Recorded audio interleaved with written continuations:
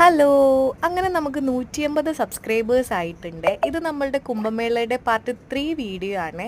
ഇപ്പം നമ്മൾ ലക്നൗന്ന് അലംബാഗിലോട്ട് പോവാണ്. നമുക്ക് അവിടെ നിന്നാണ് ബസ് ഉള്ളത്. നമ്മൾ ട്രെയിന് ഭയങ്കര റഷ് ആയതുകൊണ്ട് നമ്മൾ ബസ്സിനാണ് പോകുന്നത്.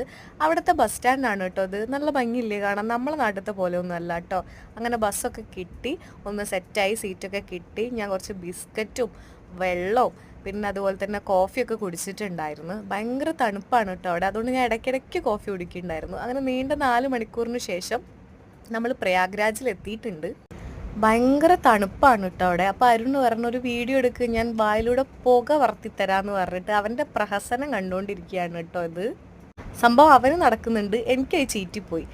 പുലർച്ചെ 2:30-3 മണിയാണ് കേട്ടോ അത്. ഭയങ്കര റഷാണ്. ആ സമയത്തും ഭയങ്കര ആൾക്കാർ പോകുന്നുണ്ട്. നമ്മൾ പ്രോപ്പർ പ്രയാഗ്രാജിലല്ല ഇറങ്ങിയിട്ടുള്ളത്. അവിടെ നിന്ന് കുറച്ച് അങ്ങോട്ട് പോകണം. കുറച്ച് പോകണം എന്ന് പറഞ്ഞാൽ നമ്മൾ 2:30 തൊട്ട് 3:30, 3:45 വരെ നടന്നിട്ടുണ്ടായിരുന്നു.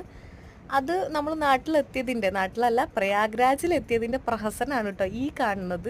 കണ്ട് നാട്ടിലോട്ട് അയച്ചു കൊടുക്കണമല്ലോ നമ്മളിവിടെ എത്തിയിട്ടുണ്ട് എന്നൊക്കെ ഉള്ള ആ ഒരു വീഡിയോ ആണ് കേട്ടോ ഇത്. നമ്മൾ വീണ്ടും വീണ്ടും നടന്ന്, നമുക്കാണെങ്കിൽ അവിടെ റൂം സെറ്റ് ആവുന്നില്ല, നമ്മളാണെങ്കിൽ പാക്കേജ് ഒന്നും എടുത്തിട്ടല്ല പോയിട്ടുള്ളത്.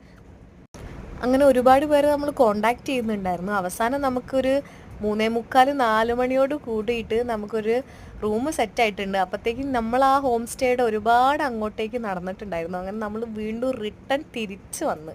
പക്ഷേ അവൾ ഹാപ്പിയാണ്, ഓക്കെയാണ്, നമുക്ക് അങ്ങനെ കിട്ടിയതിൻ്റെ ഒരു സന്തോഷമാണ് ഇപ്പോൾ ഈ കാണുന്നത്.